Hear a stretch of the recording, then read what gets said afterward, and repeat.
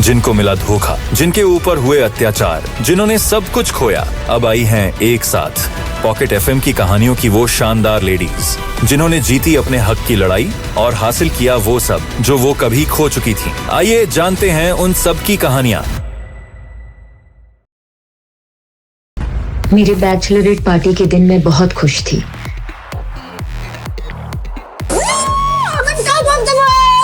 तो एक सेलिब्रेशन तो बनता है बेटा।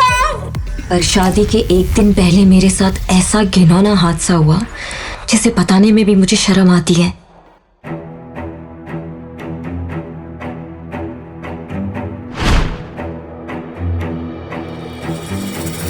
किसी ने मेरी ड्रिंक में नशीली दवाई डाल दी और बेहोश करके होटल रूम में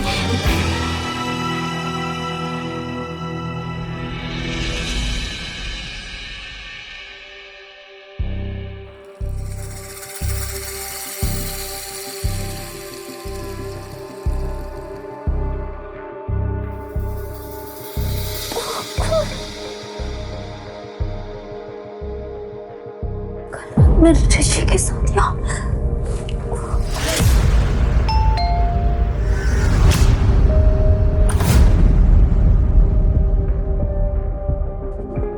ऋषि, तुम बाहर कब गए? नव्या, तुमने क्या हालत बना रखी है? अच्छा, तुम्हारी बैचलर पार्टी खत्म हो गई होगी।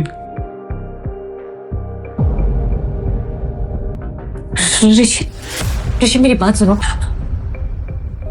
Don't you dare! अपनी जुबान से मेरा नाम भी मत लेना। ये बिस्तर, ये कपड़े, ये टाई और दारू के नशे में तुम्हारी सारी असलियत सामने आ गई। 2 दिन में हमारी शादी है और तुम कल रात को किसी और के साथ। नहीं, अब तुम्हारे साथ शादी करने का कोई मतलब नहीं।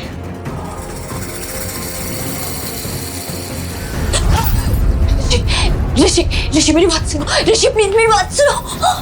ऋषि ने शादी तोड़ दी और चला गया। कैसा लगा शादी का तोहफा?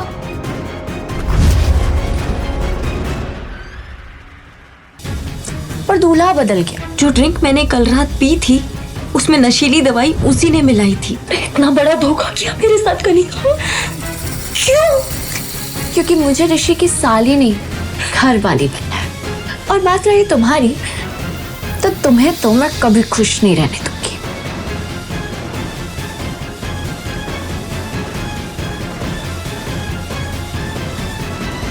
शर्म, मुझे शर्म आती है तुझे अपनी बेटी कहते हुए। पापा, ये सब कुछ कनिका ने किया है। कनिका ने मुझे फंसाया, मैंने कुछ। अभी के अभी निकल जाओ इस घर से। सेना परिवार से तुम्हारा अब कोई रिश्ता नहीं। कनिका ने अपना काम कर दिया था और पापा ने मेरी एक नहीं सुनी। पर मेरी सौतेली माँ ने मार मार कर मुझे घर से निकाल दिया। इस शहर में मेरे लिए कुछ नहीं बचा था और मैं अपनी मौसी के घर बैंगलोर चली गई। 9 महीने बाद मैंने एक बेटे को जन्म दिया। पर मेरी मुश्किलें यहां खत्म नहीं होने वाली थी। मेरे बेटे के पैदा होते ही उस पे हमला हुआ।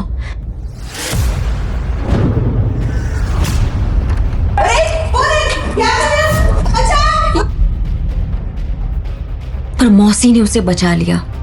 कौन था वो आदमी, आपको पता चला? वो आदमी कौन था ये तो नहीं पता, लेकिन वो ऐसे बड़बड़ा रहा था कि वो आपके बेटे का पिता है। इसका मतलब ये वही आदमी था जिसने उस दिन मेरे साथ होटल में। लेकिन कौन है वो?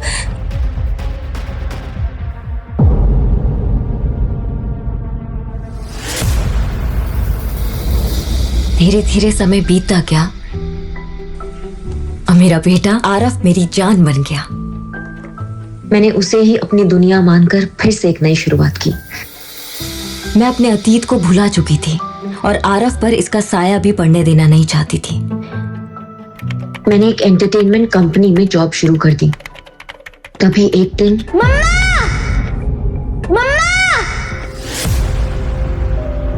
जल्दी आओ। आरफ पापा मिल गए। देखो हम दोनों के हाथों में सेम ही निशान है। आरफ, तुम। मैंने उस आदमी का चेहरा देखा और मैं जैसे खोई गई। उसकी आंखों को देखकर ऐसा लग रहा था कि जैसे उसका और मेरा कोई पुराना रिश्ता था। मम्मा यही मेरे पापा है ना? पापा को घर लेके जा रहे हैं। आरफ, ये क्या बोल रहे हो तुम? तुम्हारे पापा नहीं है क्या? हमारे मैनेजर वहां आए और डांटते हुए बोले, आरफ को बाहर लेके जाओ, हमारी कंपनी के सीईओ अविनाश आहूजा के। आरफ प्लीज, वो तुम्हारे पापा नहीं है। Hello Navya, come to my cabin right now. Yes sir, yes sir. God, Arif तुम मेरे केबिन में बैठो, मैं आती हूँ। वो तुम्हारा बेटा था क्या? तुमने बोला था उसको ये सब करने के लिए?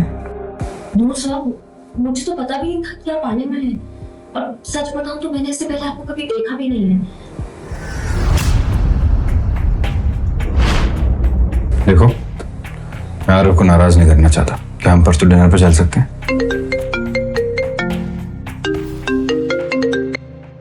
मैं ये सोचकर बहुत खुश हो रही थी कि ये मेरी जिंदगी की एक नई शुरुआत है कि तभी मेरा फोन बजा और ऊपर पापा का नाम देखकर मेरे होश उड़ गए। 6 साल बाद पापा ने मुझे फोन किया था। पापा वो बहुत बीमार थे और बस आखिरी बार मुझे देखना चाहते थे। मुझसे रहा नहीं गया और दूसरे दिन मैं आरफ को लेकर अपने शहर पहुंच गई। पर वहां जाकर जो हुआ वो देखकर मेरे पैरों तले जमीन ही निकल गई थी। पापा, नव्या,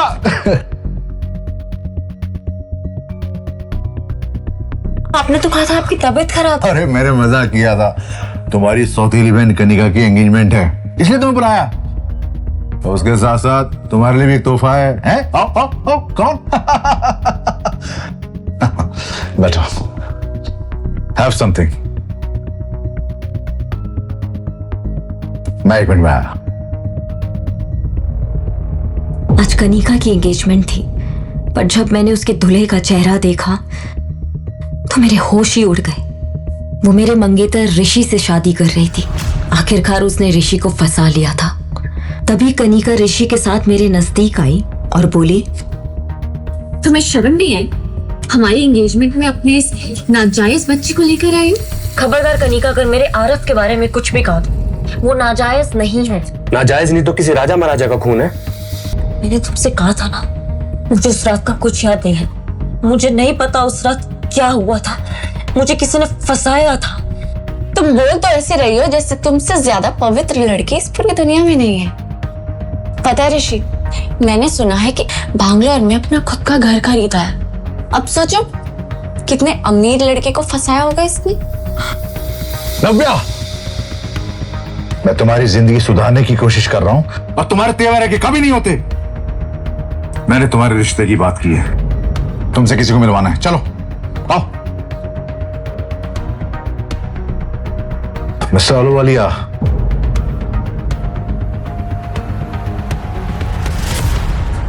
मिस्टर अहलूवालिया, अगर आप हाँ गए तो अभी रिश्ता पक्का कर देते हैं। मैंने उस आलूवालिया का चेहरा देखा तो मेरे होश उड़ गए। उम्र में वो मेरे पापा से भी बड़ा था और उसको मैंने कई बार टीवी पर देखा था। वो औरतों को छेड़ने के मामले में कई बार जेल जा चुका था। मैंने पापा की ओर गुस्से से देखा और बाहर निकल आई। नव्या, चलो नव्या, तुम्हें तभी नाम की चीज है कि नहीं? कितना बुरा लगा होगा मिस्टर अहलूवालिया को। पापा, वो इंसान नहीं, वो राक्षस है। कितनी औरतों ने उस पर केस किया, फिर भी मुझे नरक में डाल रहे हैं। अरे वो पैसे वाले हैं और पैसे वाले को सब माफ होता है। तुम्हें उससे शादी करनी है बस, और बदले में। पापा बोलते बोलते रुक गए, पर मुझे उन पर शक हुआ। बदले में क्या पापा? बदले में तुम्हें अपनी माँ की केमिकल फैक्ट्री ऋषि के नाम करनी होगी, तभी कनिका की उससे शादी हो पाएगी। गॉड, बिल्कुल भी नहीं। वो फैक्ट्री किसी के नाम नहीं होगी मेरे जीते जी, और मैं इस बुढ़े आलू वाले से कभी शादी नहीं करूंगी। जो ड्रिंक पापा ने मुझे ऑफर की थी उसमें नशे की गोली थी, जिसकी वजह से मैं बेहोश हो गई।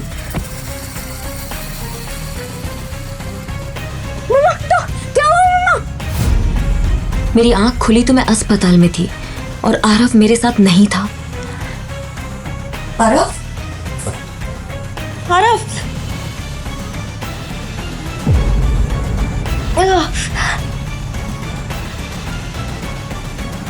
आरव, आरव,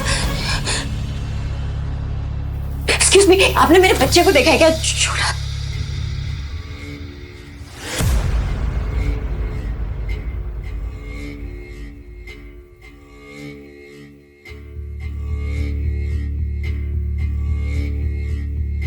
लेटर पढ़कर जैसे मेरी दुनिया ही खत्म हो गई। वो लेटर मेरे पापा ने छोड़ा था और उसमें लिखा था, तुम्हारा नाजायज बेटा हमारे कब्जे में है। अगर उसकी सलामती चाहती हो तो शादी के पेपर्स पर साइन करके हमारे घर आ जाओ।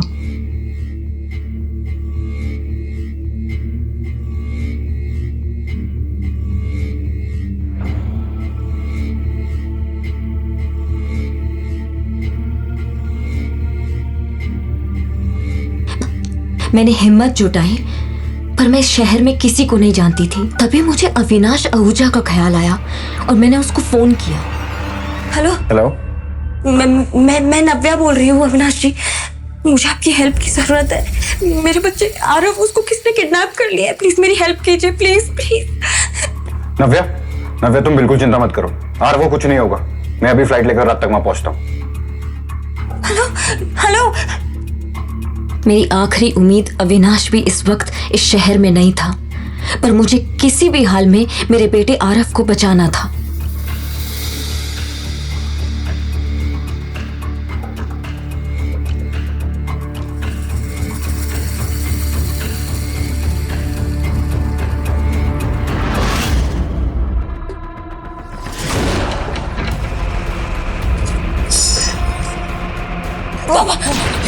बिल्कुल भी चालाकी मत करना प्लीज, नहीं तो मेरे बेटे को बचाने के चक्कर में एक बेटी को अपने बाप पे गोली चलानी पड़ेगी। प्लीज पापा, बिल्कुल। जल्दी आओ बेटा, मामा के पास आओ, जल्दी जल्दी आओ, जल्दी आओ। और कितना तड़पाओगी नव्या? मैं तो तुम्हें महारानी बना कर रखना चाहता, मगर अगर तुम कैदी बनकर रहना चाहती हो तो कैदी बनाकर रख लेगी। मेरी दोनों ओर खतरा मंडरा रहा था, पर आरव के लिए सब कुछ जायज था। इसलिए मुझे मजबूरन आलूवालिया से शादी करने के लिए मैरिज पेपर्स पर साइन करना पड़ा। अब आरव से मुलाकात होगी। वक्त भी कितना जल्दी बदलता है ना नव्या। 6 साल पहले तुम ऋषि के साथ थी और अब देखो तुम आलूवालिया के साथ। वैसे आलूवालिया की दूसरी बीवी कहाँ गई, किसी को कुछ नहीं पता। तुम जरा बच के रहना ना नव्या। तुम भी जरा बच के रहना करने का, क्योंकि ऋषि तुमसे शादी कर रहा है मेरी प्रॉपर्टी के लिए। कहीं उसको प्रॉपर्टी मिलने के बाद वो तुमको ना छोड़ दे। खबरदार नव्या, अगर ऋषि के खिलाफ एक शब्द भी बोला तो। इसका तुम्हें अपने बच्चे की जान की चिंता नहीं है, इसलिए इतना नाटक कर रही हो? मेरी बात ध्यान से सुन लो, आलू वाले से शादी करने में ही हम सबकी भलाई है। चलो। नहीं पापा, चलो चलो।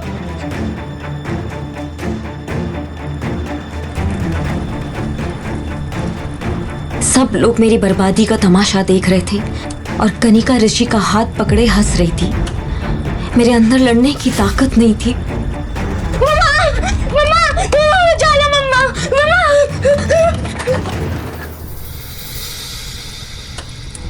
शादी के फेरे लेते हुए बस मुझे आलूवालिया की हवस भरी आंखें दिखाई दे रही थी।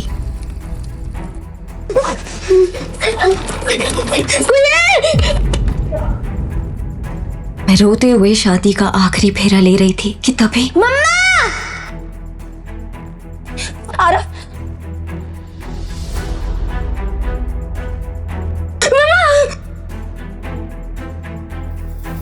मम्मा!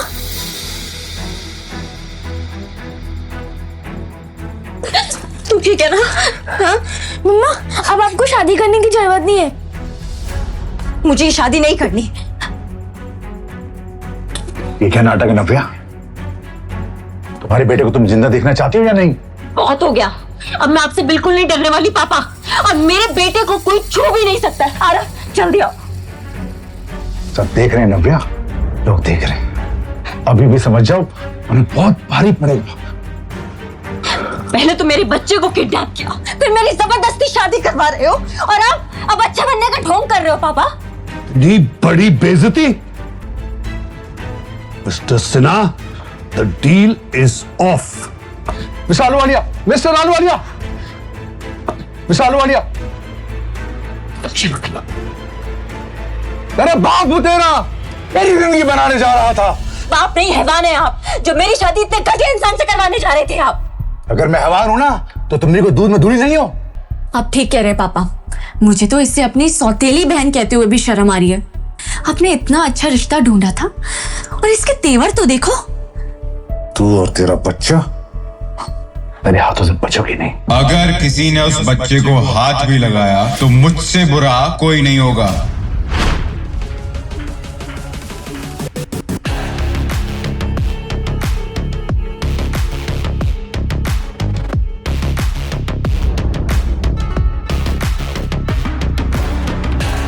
मुझे अविनाश में एक सहारा दिखता था और मैं उसके गले से लिपट गई।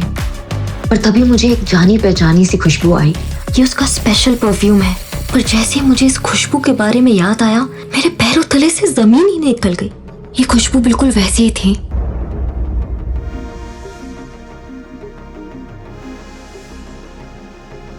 नव्या, क्या तुम मुझसे शादी करोगी अभी इसी वक्त?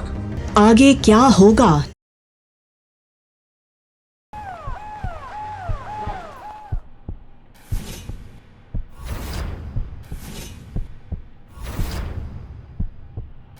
अनिका, अनिका, अनिका, तुम सुन रही हो ना मेरी बात?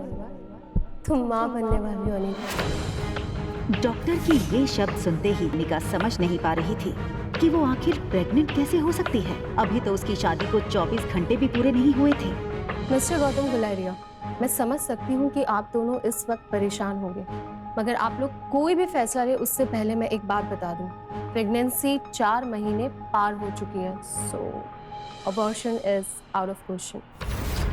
इम्पॉसिबल डॉक्टर, आपसे कुछ गलती हुई है। मैं प्रेग्नेंट कैसे हो सकती हूँ? अक्सर कार की बैक सीट पर बैठने वाले गौतम आज अनिका को पीछे बैठाकर खुद ड्राइवर के साथ वाली सीट पर बैठ गए थे, मानो ऐसा करके वो अनिका को अपनी नाराजगी जता रहे हों। अनिका जानती थी कि एक बेटी होने के नाते आज उसने अपने पिता को दुनिया का सबसे बड़ा दुख दिया था, एक बिन ब्याही मां बनकर। इतना दुख उन्हें अनिका की मां के गुजरने पर भी नहीं हुआ होगा। अनिका को ऐसा लग रहा था मानो आज मनाली का हर इंसान उसे सवालिया नजरों से बस एक ही सवाल पूछ रहा हो कि कौन है इस बच्चे का बाप। लेकिन इसका जवाब तो अनिका के पास भी नहीं था। गुलेरिया हाउस ब्रिटिश के जमाने का मकान था। कहा जाता था यहाँ इंग्लैंड के अधिकारी वेकेशन मनाने आते थे, लेकिन अच्छे से मेंटेन न करने की वजह से पिछले कुछ सालों से थोड़ा बंजर सा लगने लगा था।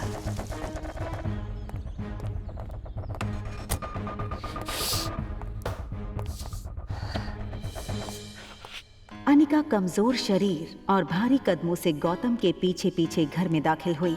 बिन माँ की पली बड़ी अनिका को आज सबसे ज्यादा जरूरत थी तो उसके पापा के इमोशनल सपोर्ट की। मुश्किल से एक मौका मिला था हमें हमारी जिंदगी फिर से बेहतर बनाने का। नसीब वाली थी तुम जो तुम्हारी डोगरा खानदान के इकलौते वारिस कुणाल डोगरा से शादी हुई थी। You know, कितने पावरफुल लोग हैं। मनाली का सबसे पावरफुल खानदान डोगराज। हमारे सारे कर्ज, पेंडिंग कोर्ट केस, हमारी हर तकलीफ से हमें बाहर निकाला था उन लोगों। लेकिन शादी के 24 घंटे में ही तुमने हमारी जिंदगी वापस से जहन्नुम बना दी। उन लोगों को अगर तुम्हारे इस कारनामे के बारे में पता चलेगा तो पता नहीं क्या होगा। और तुम्हारी छोटी बहन कामिनी, उससे कौन शादी करेगा? भले ही वो तुम्हारी सौतेली बहन हो, लेकिन तुम्हारे इस कारनामे की वजह से उसकी भी तो बदनामी होगी।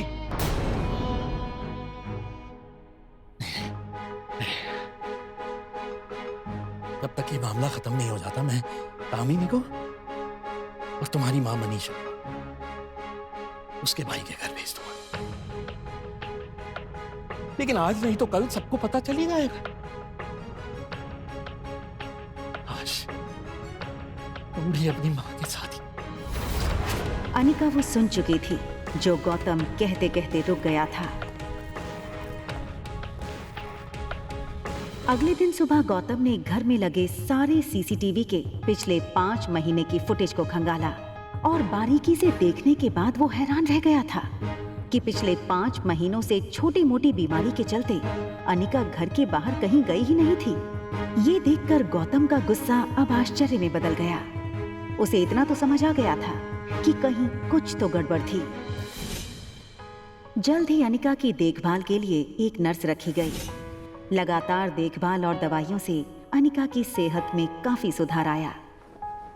4 महीने बीत चुके थे, लेकिन साथ ही साथ उसे ये बात रोमांचक कर रही थी कि उसके अंदर एक नन्ही सी जान पल रही है जो सिर्फ और सिर्फ उसका होगा। अनिका अपनी छोटी सी दुनिया में लगभग सब कुछ भूल चुकी थी। न वो किसी से मिलती, न कोई उससे मिलता।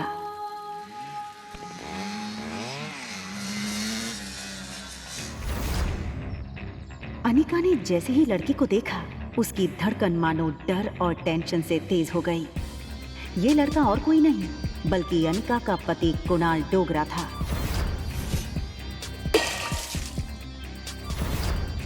कुणाल की शादी अनिका से भले ही उसकी मर्जी के खिलाफ करवाई गई थी, लेकिन अपनी बीवी की कोख में किसी और का बच्चा देखना कोई भी मर्द बर्दाश्त नहीं कर पाए।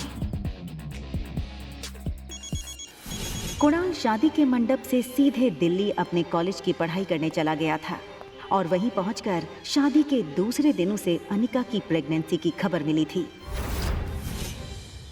अरे कुणाल बेटा, आज अचानक से तुमने फोन किया कि तुम्हारे कॉलेज की तुम्हारी छुट्टियां शुरू हो गई क्या? कमाल है, 4 महीने के बाद मैं घर आना, अपने दामाद को इस तरीके से वेलकम करेंगे। और वैसे भी बहुत कुछ बदल गया है अब यहाँ पे।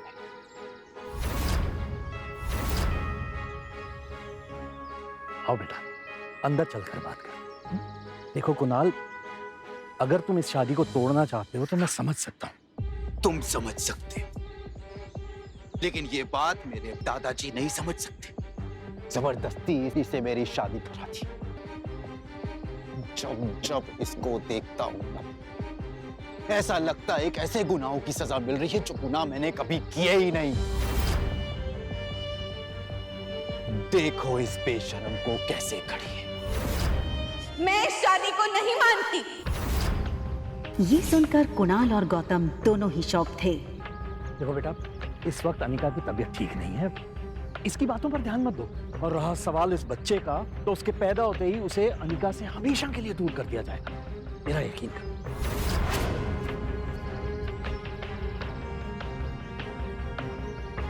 ठीक उसी पल अचानक से अनिका के पेट में जोरों से दर्द शुरू हो गया। दर्द के मारे एक झटके में अपनी पीठ के बल गिरी। अनिका, मम्मा मम्मा मम्मा, प्लेन लैंड होने वाला है। देखते ही देखते आज 6 साल बीत चुके थे और सामने थी उसकी 6 साल की बेटी रिया। रिया का मासूम चेहरा और उसकी खूबसूरत कत्थई आंखें देखकर अनिका की जान में जान आई। मम्मा, क्या हम पापा को ढूंढने जा रहे हैं मनाली? मैंने कितनी बार कहा है तुमसे, तुम्हारे पापा नहीं है। कम ऑन मम्मा, हमारे तो टीचर सिखाते हैं कि सब बच्चों के मॉम एंड डैड होते हैं। तो क्या मैं गेमिंग वर्ल्ड से आई हूँ, या फिर मैं किसी जादू करके हेड से बाहर निकली हूँ? आबरा का डाबरा, रिया बाहर आ जा। तो मनाली में मेरा भाई मिलेगा क्या? रिया का ये सवाल सुनकर अनिका गहरी सोच में डूब गई थी। उसे याद आ गया कि कैसे 6 साल पहले उसने मनाली के हॉस्पिटल में जुड़वा बच्चों को जन्म दिया था।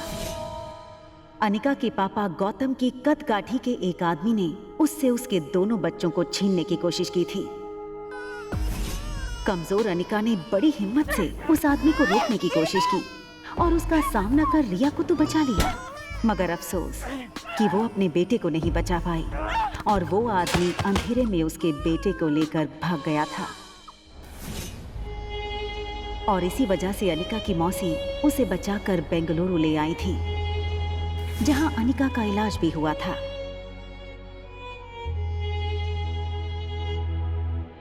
हालांकि इन 6 सालों में अनिका पूरी तरह से बदल चुकी थी।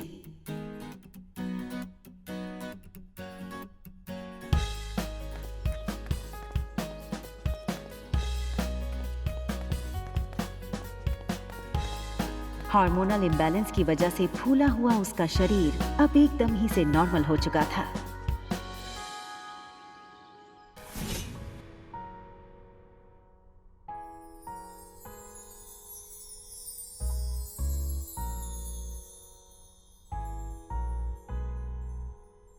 कितनी खूबसूरत लग रही हो तुम।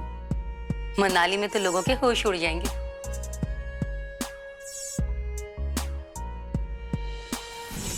फ्लाइट अटेंडेंट हो या फ्लाइट के अन्य यात्री, सब लोग आते जाते अनिका पे एक नजर जरूर डालते, और डालते भी क्यों नहीं। शिफॉन की साड़ी में अनिका किसी भी फिल्मी एक्ट्रेस से कम नहीं लग रही थी। Excuse me, ma'am. Is there anything I can bring for you?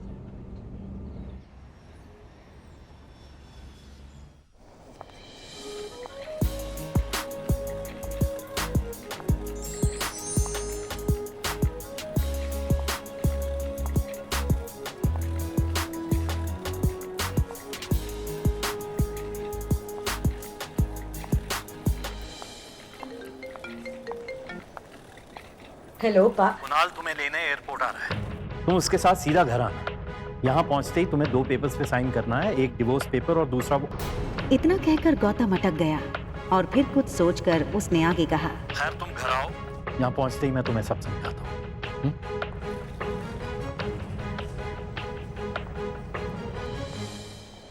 इन 6 सालों में कुणाल भी काफी बदल चुका था। अब वो एक कॉलेज स्टूडेंट नहीं रहा था, बल्कि एक बिजनेसमैन था।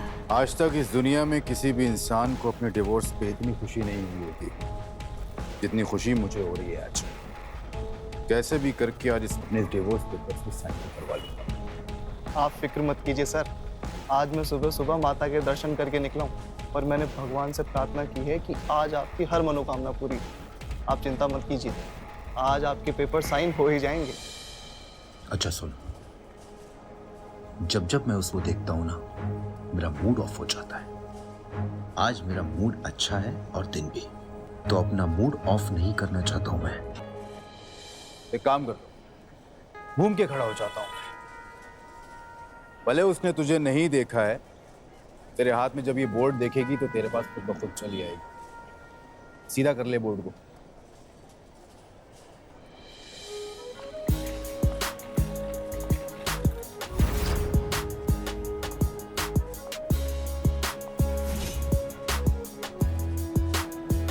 कुणाल ने एयरपोर्ट से बाहर आते हुए एक लड़की को देखा और फिर देखता ही रह गया। कुणाल बिना वक्त गवाए इस लड़की के सामने आकर खड़ा हो गया। अनिका एक पल के लिए सहम गई और उसे लगा कि पहले की तरह कहीं कुणाल उसकी फिर से इंसल्ट ना कर दे, और इसीलिए अनिका सीधे कुणाल को थप्पड़ जड़ देना चाहती थी, मगर वो अपनी बेटी रिया के सामने कोई तमाशा नहीं करना चाहती थी। Hi miss gorgeous. अब लगता है मनाली में आप पहली बार आई हैं, क्योंकि अगर आप पहले आई होती तो ये पॉसिबल नहीं कि आप मेरी नजर से अननोटिस होती। टैक्सी। टैक्सी की क्या जरूरत है? आप कहिए, जहां कहिए वहां मैं आपको ड्रॉप कर सकता हूं अपनी कार से। इफ यू अरे ये छोटी सी गुड़िया को आना है। हाँ, लगता है ये आपकी छोटी बहन है।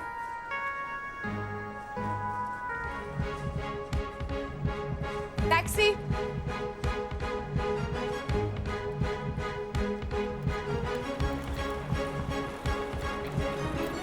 टैक्सी वहां से निकलने ही वाली थी कि तभी कुणाल ने टैक्सी रोकी। आप अपना नाम तो बता दीजिए। ये सुनकर अनिका ने बिना किसी भी हाव भाव से धीरे से कहा, अनिका गुलेरिया।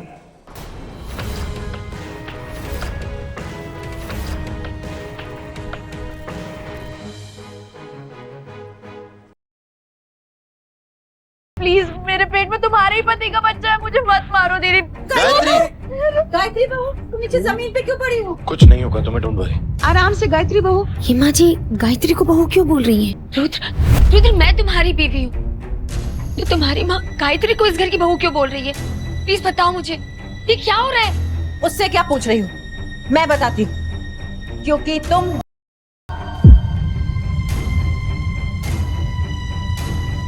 जो औरत वंश को आगे ना बढ़ा पाए वो बहू किस काम की? मेरे लिए तो बहू वही है जो मुझे वारिस दे। रुद्र, गायत्री के पेट में जो बच्चा पल रहा है वो तुम्हारा ही है? हाँ, और अब से गायत्री मेरे ही साथ रही है। और तुम, तलाक चाहिए मुझे तुमसे। रुद्र का जवाब सुनकर अंतरा अंदर से टूट गई। उसकी अपनी बहन ही उसकी सौतन बन बैठी है और उसका अपना पति ही अब उसे जिंदगी से निकालना चाहता है, सिर्फ इसलिए कि वो माँ नहीं बन सकती। घटिया औरत, शर्म नहीं आई तुझे? अपनी ही बड़ी बहन का घर उजाड़ते हुए बेशरम। भूल गई तू कि मैंने और मामा जी ने मिलकर तेरी परवरिश की है। विदेश में जाता तुझे ताकि तेरी पढ़ाई पूरी हो सके, तेरा फ्यूचर अच्छा हो, इसलिए मैंने अपनी जवानी खपा दी। और तू अपनी जवानी के जलवे दिखाकर मेरा ही घर उजाड़ना चाहती है। मुझ पे एहसान जताना बंद करो। मैंने कहा था ये सब करने के लिए, ये त्याग की मूरत बनने के लिए। और मेरे माँ बाप ने जो भी किया ना, उनका फर्ज था वो। और वैसे भी मेरा ना पूरा सर फटा जा रहा है दर्द से। प्लीज ये मेलोड्रामा बंद करो अपना। ड्रामा? बस बहुत हो गया। अगर तुमने गायत्री को और स्ट्रेस देने की कोशिश करनी है तो मुझसे बुरा कोई नहीं होगा। और जब तक डिवोर्स के पेपर फाइल नहीं हो जाते ना, अपना सामान उठाओ और सर्वेंट रूम में रहो जाकर, और गायत्री का ख्याल रखना। आई बात समझ में? आई मम्मी। इतना कहकर रुद्र अंतरा को नजरअंदाज करके अपने कमरे में चला जाता है। अब अंतरा की हर सुबह बेइज्जती से ही शुरू होने लगी। रुद्र बेबी, मेरा गला बहुत सूख रहा है। अंतरा, जाओ जाकर गायत्री के लिए जूस लेकर आओ। अंतरा के दिल में तो आया कि वो गायत्री का मुंह नोच ले, मगर गायत्री की प्रेगनेंसी और रुद्र का गुस्सा याद करके वो चुपचाप जूस लाने किचन में चली गई। अब होगा असली हंगामा। अंतरा, ये साबुन का पानी जमीन पे क्यों गिरा रखा है तूने? अभी मैं गिर जाती तो।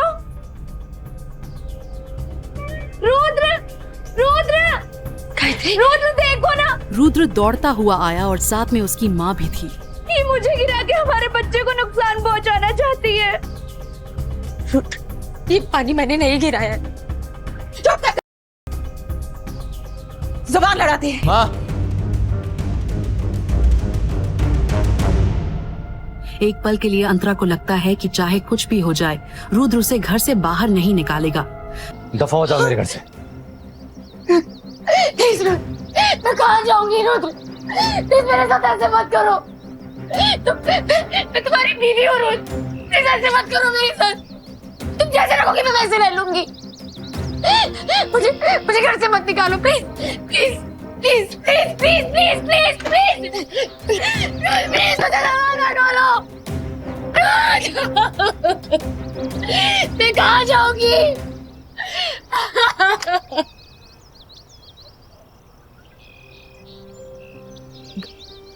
लेकिन कुछ ही देर बाद एक कार की हॉर्न ने अंतरा के साथ साथ रुद्र और मधु का भी ध्यान अपनी ओर खींचा। जब अंतरा ने कार के अंदर देखा तो उसके होश उड़ गए। जब तक वो कुछ समझ पाती, कार में बैठे शख्स को देखकर अंतरा फूट फूट कर रोने लगी। कार में बैठा शख्स कोई और नहीं, उसकी बेस्ट फ्रेंड तन्वी थी। तन्वी ने अंतरा को गले से लगाया। अंतरा, तेरे साथ जो कुछ भी हुआ है ना, हम उसका बदला लेंगे। मेरे पास एक प्लान है, लेकिन पहले तुझे मुझे पूरी बात बतानी पड़ेगी। उसकी आंखें जो हमेशा चमकती थी, आज रो रो कर सूज गई थी। उसका दर्द उसके चेहरे पर साफ दिखाई दे रहा था। वो याद कर रही थी कि कैसे कुछ दिन पहले अंतरा की जिंदगी में एक तूफान आया था। मैं कभी माँ नहीं बन सकती, लेकिन मेरी शादी तो उसी शर्त पर हुई थी कि मैं उसे एक बच्चा दे सकूं। अंतरा के हाथ से रिपोर्ट छूट गई। एक पल में उसकी जिंदगी की हर खुशी दुख में बदल चुकी थी। मुझे पहले ही पता था कि खोट तुझ में ही है।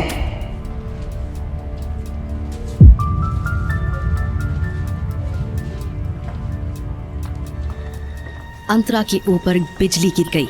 उसे यकीन नहीं हो रहा था कि उसकी अपनी कजिन, जिसके लिए वो बहन जैसी थी, उसी ने उसका घर तोड़ दिया था।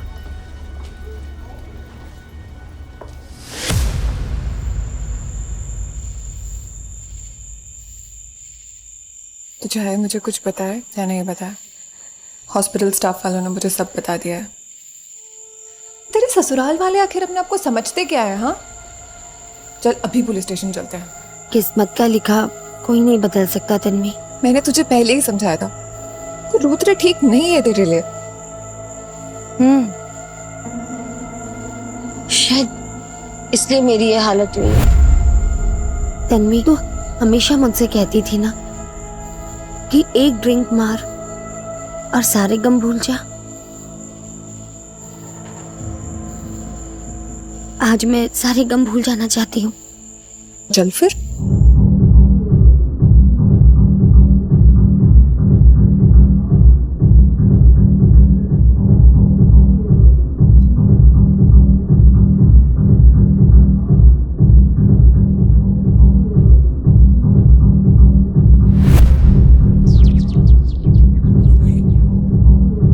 कैसा लगा?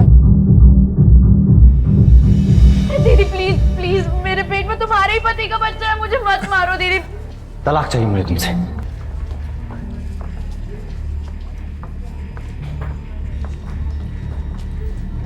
क्या कर रही है? कितना भीग गया? बेटो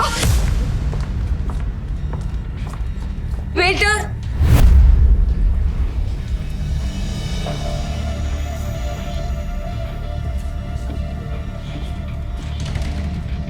अंतरा संभाल यार खुद को। डैनी, अंतरा इन्हें रूम नंबर 607 में लेकर चलें। रूम नंबर 607, लेकिन वो तो जल्दी। अंतरा तू इसके साथ जा, मैं एटीएम से पैसे निकाल के आती हूँ, ठीक है? नशे में धुत अंतरा जब तन्वी के बताए रूम में पहुंची तो उस रूम में उसे कुछ अजीब सा महसूस हुआ।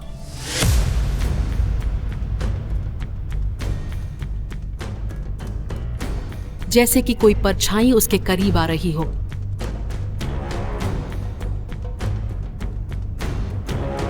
अंतरा घबराकर बेहोश हो गई।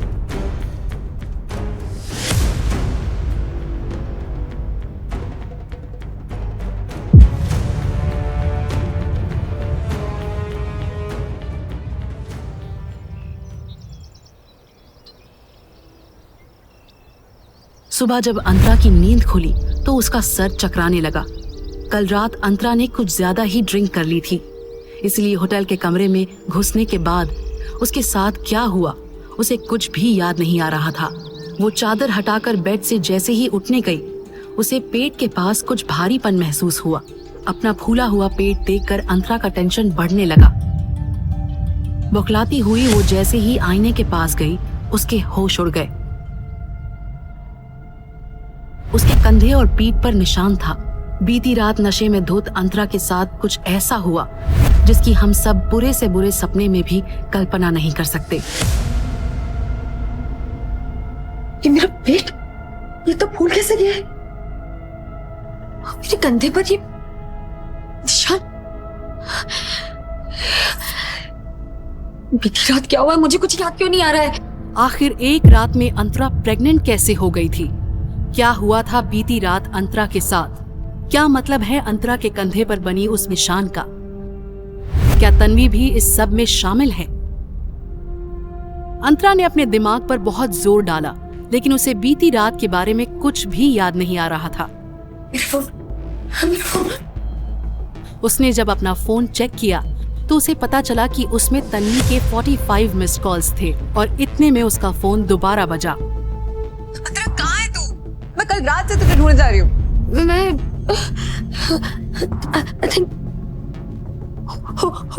होटल रूम में हूँ। मुझे एक बार अपना रूम नंबर चेक करके बता।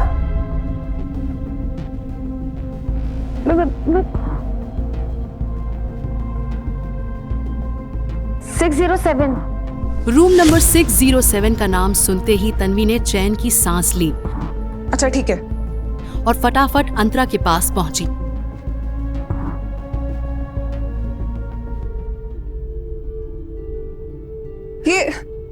ये तेरी हालत, ये ऐसे कैसे हो गई? और तेरा पेट, ये फूल कैसे गया? हमें अभी के अभी डॉक्टर के पास चलना चाहिए।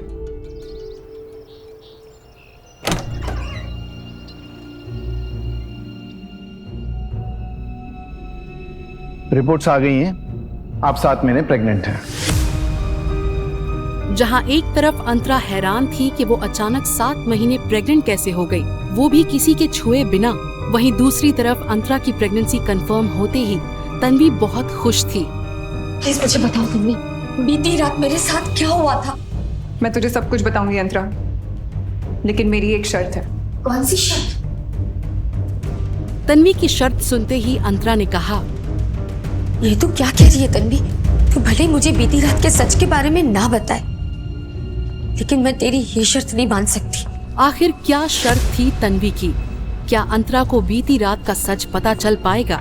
जहां एक तरफ अंतरा बीती रात का सच पता लगाने की कोशिश कर रही थी, वहीं दूसरी तरफ रुद्र हॉस्पिटल में गायत्री का चेकअप करवा रहा था और गायत्री हमेशा की तरह एक नया ड्रामा कर रही थी। सब ठीक है, फिर भी हमें इन्हें एक दिन के लिए ऑब्जर्वेशन में रखना पड़ेगा। Thank you so much. अगर हमारे बच्चों को कुछ भी हो जाता तो मैं जी नहीं पाती रुद्र। नहीं नहीं नहीं, तुम बिल्कुल टेंशन मत लो। मेरे होते हुए अंतरा या कोई भी हमारे बच्चे का बाली बाका नहीं कर सकता।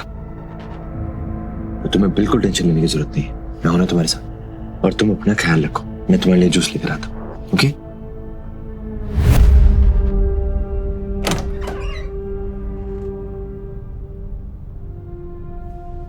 अब तक फोटोज क्यों नहीं आए हैं?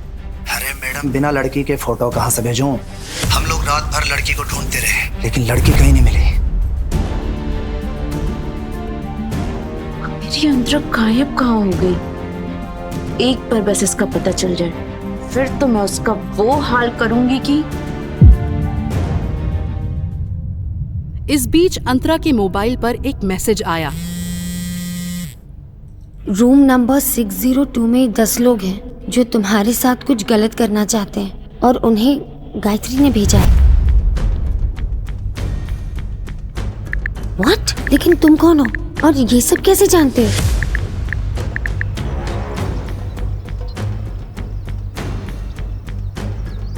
मैं वही हूँ जो कल रात तुम्हारे साथ था। तुम्हारी जिंदगी अब पूरी तरह से बदलने वाली है।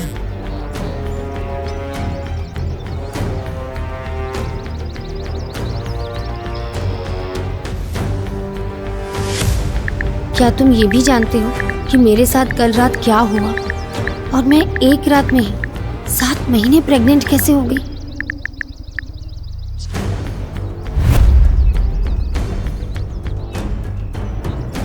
मैं सब कुछ जानता हूँ।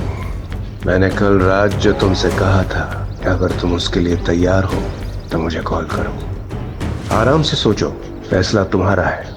मैं तुम्हारे साथ हुई हर नाइंसाफी का बदला लूंगा और तुम्हें तुम्हारा हक दिलवाऊंगा। तुम्हारा अपना मिस्टर शैडो। आखिर कौन है ये मिस्टर शैडो? और कल रात के बारे में मुझे कुछ याद क्यों नहीं आ रहा है? इन सारे सवालों के जवाब मुझे मिस्टर शैडो ही दे सकता है। डरी और घबराई हुई अंतरा ने आखिरकार मिस्टर शैडो को कॉल कर ही दिया।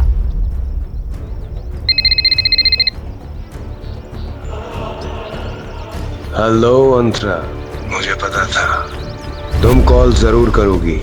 तो बताओ, क्या फैसला किया तुमने? तुम कौन हो? मुझसे क्या चाहते हो?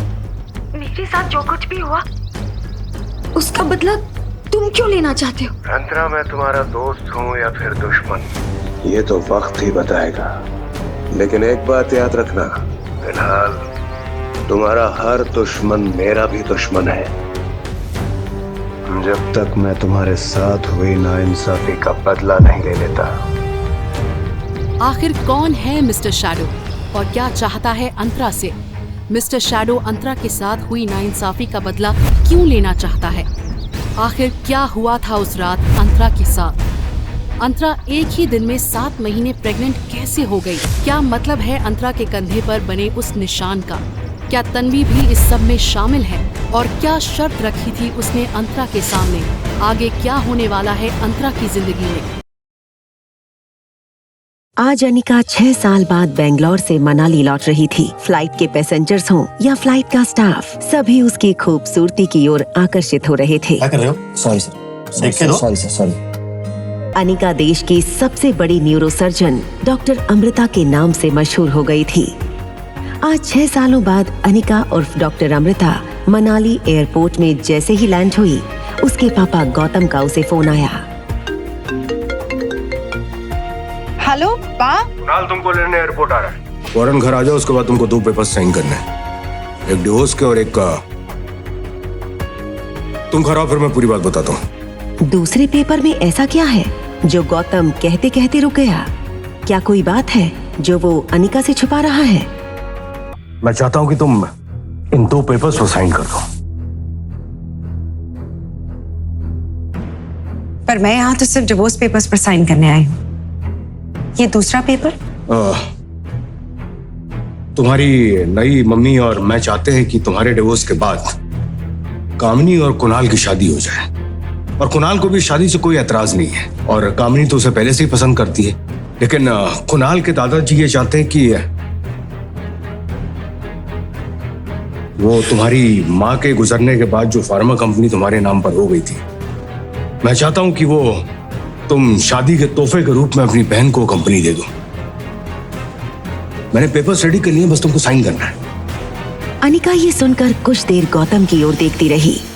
वो कभी सोच नहीं सकती थी कि डोगरा खानदान के साथ रिश्ता बनाए रखने के लिए उसके पापा इतना नीचे गिर सकते हैं।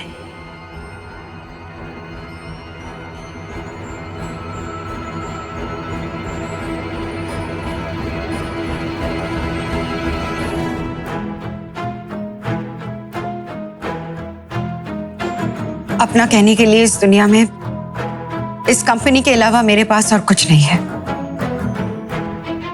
ये मेरी माँ की आखिरी निशानी थी जो उन्होंने मुझे दी थी। माफ कीजिएगा, मैं ये कंपनी कामिनी को नहीं दे सकती।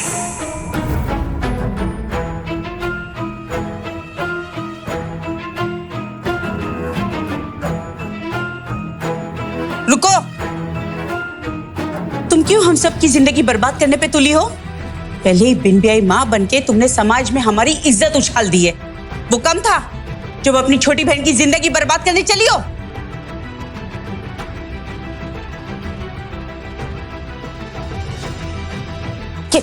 What nonsense! इधर आओ तुम। करना क्या चाहती हो तुम? तुम मेरी छोटी बहन। कुणाल के लिए इतना पागलपन ठीक नहीं है। वो एक अच्छा लड़का नहीं। मुझे पता है कौन कैसा है, और वैसे भी अगर तुम्हें मेरी इतनी ही फिक्र है तो वो कंपनी मेरे नाम क्यों नहीं की तुमने? हाँ, कामिनी के इस सवाल से अनिका इतना तो समझ चुकी थी कि कामिनी को समझाने का कोई फायदा नहीं था, इसलिए वो आगे कुछ भी कहे बिना मुड़कर जाने लगी। वैसे ये फार्मा कंपनी रखी किसके लिए है? कोई जिगरी यार के लिए या अपनी औलाद के लिए? खबरदार, जो आज के बाद मेरी बेटी को कहा तो। अनिका दुनिया में हर चीज से लड़ सकती थी, मगर कोई उसकी बेटी को कहे ये उसे बर्दाश्त नहीं था। मुझे आज तक कभी किसी ने छुआ तक नहीं है, मैं प्रेग्नेंट कैसे हो सकती हूँ? आखिर अनिका के बच्चों का बाप है कौन? ये सवाल अनिका को पिछले 6 सालों से सता रहा है। लेकिन आज अनिका के मन में एक और सवाल था कि आखिर उसकी माँ की फार्मा कंपनी को हथियाने के पीछे सब क्यों पड़े हैं। तभी अचानक उसे कुछ याद आया और कंपनी के वफादार मैनेजर को उसने फोन लगाया। हेलो मनोज अंकल, नमस्ते।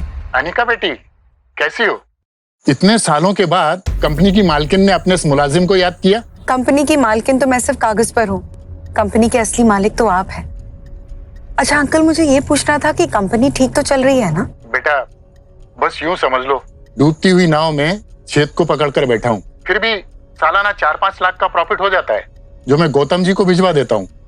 अब तुम कहो तो आगे से तुम्हें भिजवा दूंगा। नहीं नहीं अंकल, इसकी कोई जरूरत नहीं है। आप अपना ध्यान रखिए। आखिर ऐसी क्या बात है इस छोटी सी कंपनी में जो डोगराज हाथ धोकर कंपनी के पीछे पड़ गए हैं। पहले मेरे जरिए ये फैक्ट्री हड़पने की कोशिश की और उसी के चलते कुणाल से मेरी शादी करवाई और अब डिवोर्स। भैया, ये आइसक्रीम शॉप पर रोकना प्लीज।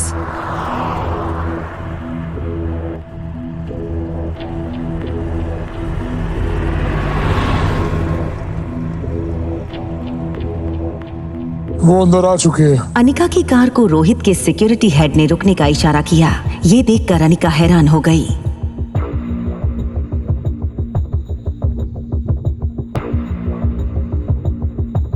ये क्या बदतमीजी है? इस तरह मेरा रास्ता रोकने का क्या मतलब है? I am sorry ma'am, but हमें आपका सामान चेक करना होगा। Can you please come out?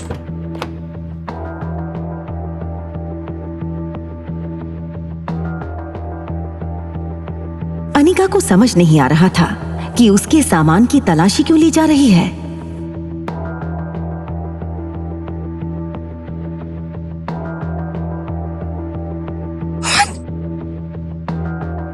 Yes sir, confirmed. It's chocolate ice cream.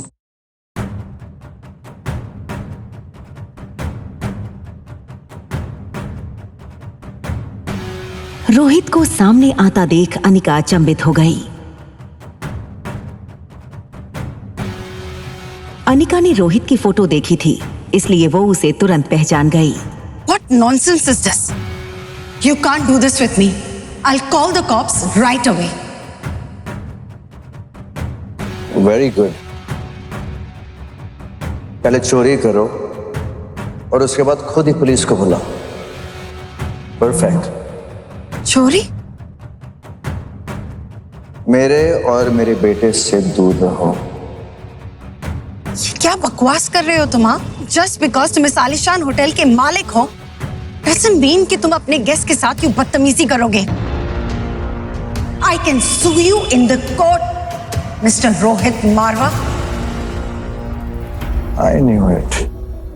I knew it. तुम जानती थी ना कि मैं रोहित मारवा हूं और ये होटल भी मेरा है। हाँ, तुमने ये सोचा होगा कि पहले बेटे को फंसा लूं, बाप खुद ब खुद फंस जाएगा।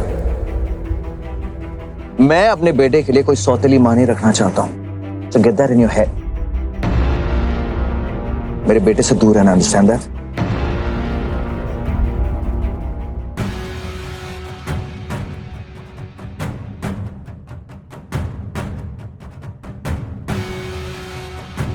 समझता क्या है अपने आप को? इस रोहित मारवा को तो मैं सबक सिखा के ही रहूंगी। ये लड़का और कोई नहीं बल्कि रोहित मारवा का कजन भाई सनी था। देखो दीदी, मेरा भाई ना इतनी आसानी से फंसने वालों में से नहीं। बहुत लड़कियां कोशिश कर चुकी हैं आपकी तरह, और ये वाला तरीका जो आपने अपनाया है ना, ये भी लड़कियां ट्राई कर चुकी। Think something out of the box. और मेरा भाई ना बहुत स्ट्रिक्ट है, ना वो किसी के पास जाते हैं और ना कोई उनके पास और इनके पास आ सकता है सिवाय मेरे। What nonsense is this? तुम्हारा दिमाग खराब हो गया है क्या? अनिका को यूं गुस्से में देखकर सनी पीछे हट गया। दूसरी तरफ गुलेरिया हाउस में पार्टी लगभग खत्म हो गई थी। I'm so glad कि कुणाल ये पार्टी एंजॉय कर रहा है। लेकिन कामिनी इस हकीकत से अनजान थी कि कुणाल उस एयरपोर्ट वाली लड़की के बारे में अपने दोस्तों से बातें कर रहा था और इसीलिए वो इतना खुश नजर आ रहा था। कांग्रेचुलेशंस बेटा। कामिनी के बर्थडे पे तुम्हारे लिए एक सरप्राइज गिफ्ट है। Thank you so much. आज इन डिवोर्स पेपर्स को देख के दिल हल्का हो गया। बट नॉट फॉर लॉन्ग, क्योंकि बहुत जल्द तुम दोनों की शादी होने वाली है।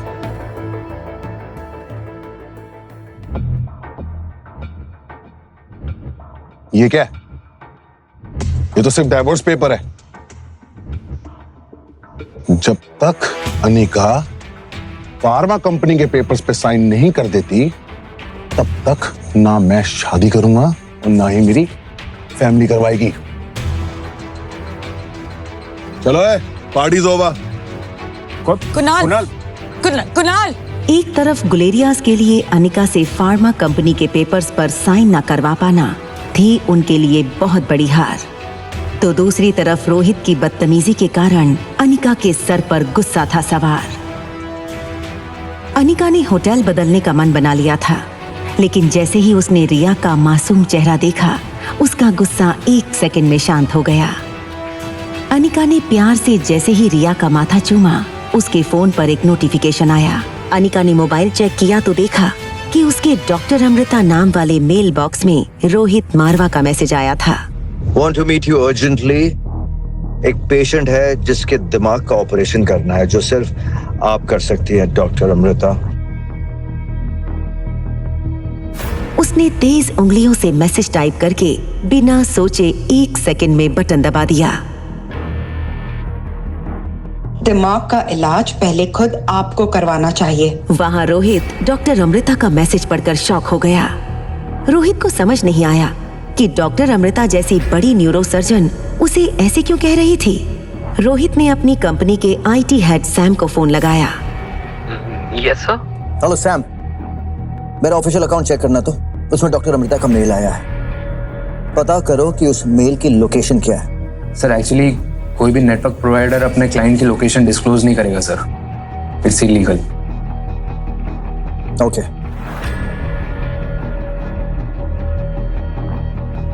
हेलो, हाँ सनी। भैया वो आर्यन। व्हाट? आर्यन पर जरा सी तकलीफ आए तो रोहित बर्दाश्त नहीं कर सकता था। रोहित आर्यन को अपनी जान से भी ज्यादा चाहता है। उसकी पूरी दुनिया आर्यन में बसती है। सनी भैया, आर्यन। रोहित सीधा बेडरूम की तरफ भागा और वहां रोहित ने जो देखा वो उसकी समझ से बाहर था। आखिर ऐसा क्या देखा रोहित ने कि उसके होश उड़ गए। आगे की कहानी जानने के लिए देखें अगला एपिसोड सिर्फ पॉकेट एफएम के YouTube चैनल पर। और एक लड़की को देखा तो के सारे एपिसोड को सुनने के लिए डिस्क्रिप्शन में दी गई लिंक से डाउनलोड करें पॉकेट एफएम ऐप।